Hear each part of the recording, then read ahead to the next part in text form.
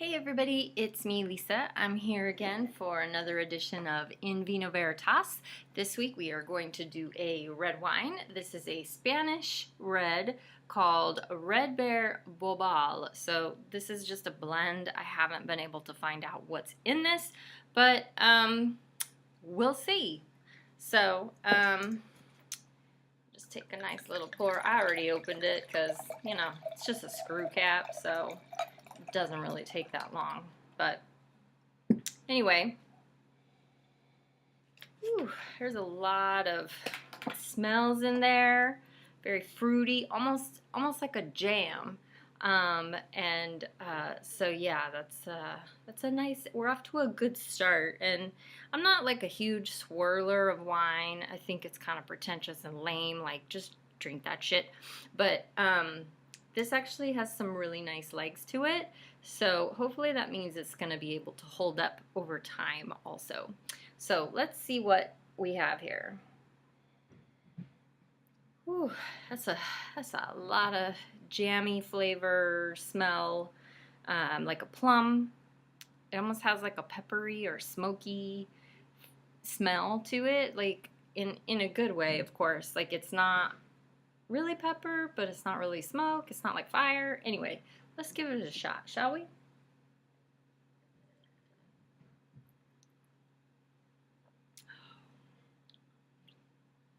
Yeah, super fruity is what I would say. I'd say there's some cherry in there.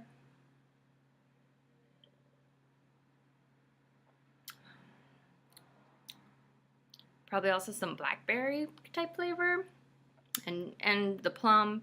I mean, this is almost like just slather it on your toast and have it for breakfast. It's very, very jammy. And it's got some body to it, like a cab would, so I'm sure there's some Cabernet in there, maybe some Syrah, but some big grapes in there for you to enjoy and chew on. Ooh. So this is a good one. I like this. And we'll see how it holds up over, you know, the next glass or two. This does retail for about $10, so that's super affordable for a decent, you know, drinkable kind of everyday wine. It's not gonna, you know, knock your socks off, but for an everyday, very affordable wine, I would totally go for this. If you were gonna pair this with something, I would put it with something with a strong flavor. You know, maybe a gamey dish like a venison or lamb or something like that, or like a pasta with a mushroom sauce or some big flavorful sauce like that. I would totally go with that. So this is something that I think you could drink with something. You could drink it, you know, just by itself, obviously. And yeah, this one's working for me so far. So I'm gonna get into this, and then I'll come back and I'll tell y'all a story. Okay, I'm back. I have had some of this, and it is actually quite lovely. I would recommend this as a regular drinking wine, or have with dinner wine, or whatever. It held up quite nicely, and it did kind of develop like an earthy type flavor, but it was good. So now it's time for a story.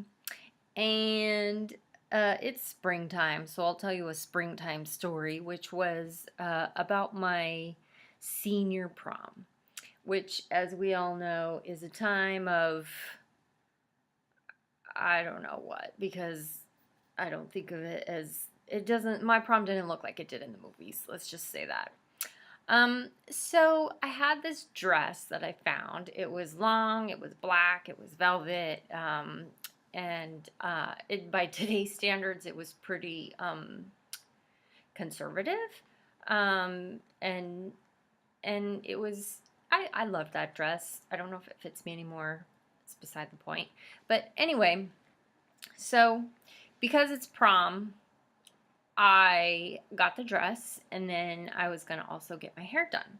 So my mom made an appointment at this place, and I don't know if I had ever been there before. I'm not sure where she found this place, but it was just this little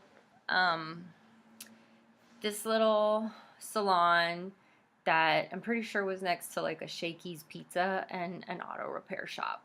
Don't quote me on that. I'm not sure, but yeah, it wasn't fancy. So I go in and I want her to do something beautiful, right? Something curly and like a princess. And, I'm not very good at talking about exactly what I want them to do because that's their job to know, not mine. To this day, I don't know how to tell them what I want to do with my hair. I just say, make it look like this. And sometimes that works and sometimes it doesn't. So she does her whole thing and she puts my hair in rollers and the whole 9 yards. And something about my hair is that my hair is very fine. Like my hair, as you've probably seen before, comes, kind of past my shoulders. And a little bun, this is as big as it gets. This is actually really loose. So, all of the hair on my head would fit in almost on the head of a pin. So it's very fine, and it doesn't really do stuff like some people's hair does. Some people's hair, you put a curling iron in it, and it just like, wow, Shazam. So anyway, she puts these rollers in my hair and puts my head under the hot thing that blows the air down, and I'm there for like, I don't know, it seemed like forever because, I'm 16, 17, whatever, and that thing is hot and I'm bored and tired. And she finally gets it out and she undoes these rollers and my hair comes out in these actually quite beautiful, like, giant curls. And I'm like, oh my God, that's amazing. And I'm very excited at this point. And so she is like, oh yeah, we're going to do this up right, blah, blah, blah. And she proceeds to take a brush and brush my hair very kind of aggressively, actually. And I watch as all the curls fall out of my hair because it's thin and it, and she even said, wow, your hair just doesn't really hold a curl very well, does it? And I'm like, well, no shit, Sherlock. Maybe you should have thought of that before you just tore it up. And she's like, well, we'll fix that. And so she proceeds to get out a comb and tease my hair, which is awesome because it does not bring back the curl. It just makes my straight hair big. And if you've ever seen the first Bridget Jones movie when she gets out of the convertible and her hair's all like blown and huge, that's basically what my hair ended up looking like when she was done with it because she made sure to apply lots and lots and lots of hairspray.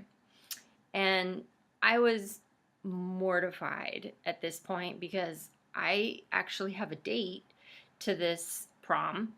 And he's kind of cute. He's a cute dude and from another school, so I got to go get him and all this stuff. And I'm just sitting here thinking, like, I can't show up in public with this hair. And so I remember her turning me around so I could see in the mirror. And she goes, do you like it? Doesn't that look nice? And I was like, yeah, sure, because I'm a kid. And I don't want to hurt her feelings. And whatever. Sometimes maybe I'm too nice. I don't know. But I was still just, like, blown away at how awful it looked.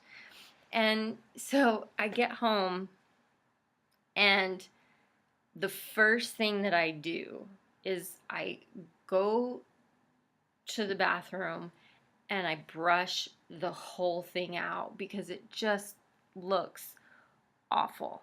And I know I can't go out with it like this, and it's full of hairspray. And so I just brush it until it's straight again.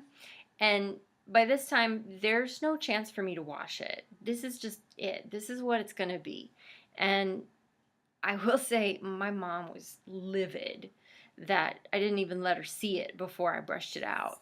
But I was like, Mom, no one needed to see that. You would have been haunted by that for the rest of your life had you seen it yourself. And so thankfully no photographic evidence of that particular hairstyle is existing to this day.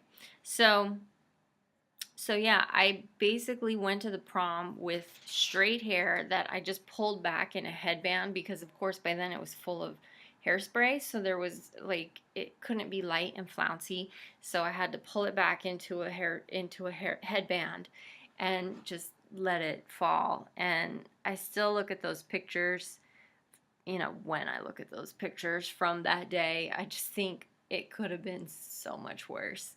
And so that, my friends, is a lesson about speaking up for yourself, communicating better, and stopping shit before it happens. And also, don't tease hair. So that's my story for the week. Drink happy, drink often, and we'll see you next time.